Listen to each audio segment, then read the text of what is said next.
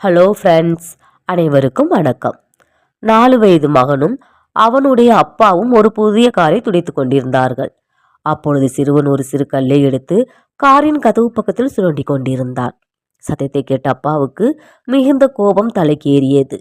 கடுப்பில் மகனை கையை பிடித்து கொண்டு 4 முறை உள்ளங்கையில் விளாசிவிட்டார்.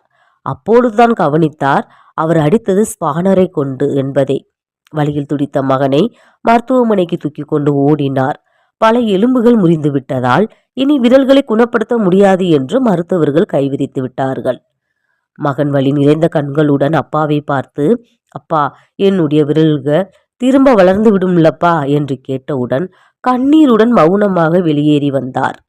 வெளியில் நின்ற காரை பார்த்து பல தடவை எட்டி எட்டி உதைத்தார். கண்ணீருடன் தலையில் கையை வைத்துக்கொண்டு காரின் முன்பு உட்கார்ந்து அழுது கொண்டிருந்தார். அப்பொழுதுதான் அந்த கீறல்களை கவனித்தார். என்ன எழுதியிருக்கிறது என்று.